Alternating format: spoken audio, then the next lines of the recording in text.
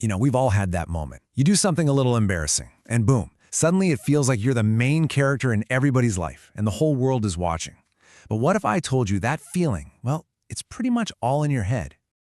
Oh, you know exactly what I'm talking about, right? You're just walking down the hall, you trip over your own feet, and your brain is literally screaming, "Everyone saw that." It's like this giant, harsh spotlight just snapped on, pointed right at you. But how real is that spotlight, really? So that intense, super self-conscious feeling, it's not just you being dramatic. Nope.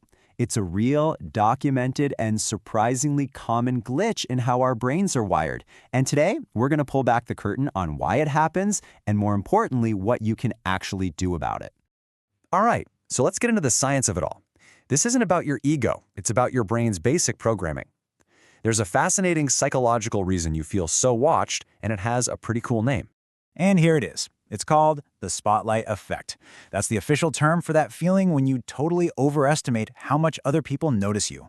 Whether it's a bad hair day, a stain on your shirt, or something awkward you just said, your brain assumes it's front-page news for everyone else. And believe it or not, this is completely normal. It's caused by something called egocentrism. Now that sounds like a bad word, I know, but all it really means is that we're all stuck seeing the world from our own perspective. Here's the key thing to remember. While you're hyper-aware of everything you're doing, everyone else is just as busy being hyper-aware of themselves. So just how much do we get this wrong? Well, psychologists wanted to find out with this clever and honestly kind of hilarious experiment that involved a very, very embarrassing t-shirt. Okay, so just look at the gap on this slide. It's huge. Researchers had students wear what they considered a super cringy t-shirt. No offense to Barry Manilow. The students wearing the shirt predicted that about half the people in the room would notice it, but the reality, only about 25% of people even clocked it. They overestimated the attention on them by double. That's wild. Okay, so we know the effect is real, but how does this little brain glitch actually mess with our everyday lives? Let's take a look at how it pops up in our friendships, at school, and yeah, definitely online. This one is a classic. Your friend hasn't texted back, and your brain spotlight just clicks right on. The story in your head is, "Oh no, I'm the problem. I must have said something wrong." But the much, much more likely story, the reality, is that their spotlight is focused on something completely different in their own world. Your friendship is probably totally fine. Their focus is just somewhere else. And you can see how this spirals into so many parts of life. It's that constant worry when you're staring at your phone, just assuming your friends are mad at you. It's that voice in your head replaying a dumb comment you made in class over and over and over again. Or that heavy feeling that if you miss one practice, the whole team will fall apart. And it is absolutely that pressure to have the perfect social media page, because it feels like everyone is judging every single post. I love this quote because it is the perfect reality check. You are 100% the star of your own life story. But in everyone else's story, you're a supporting actor, maybe a guest star, or sometimes just an extra in the background. And that is okay. Honestly, it's a huge relief. Now you might be thinking, this is a modern problem, right? Fueled by social media and all that. But get this, the roots of this feeling are actually ancient. This isn't some new flaw, it's a really old feature of our brain's operating system.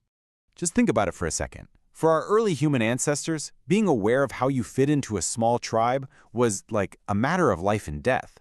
So your brain evolved to be extremely sensitive to what other people think.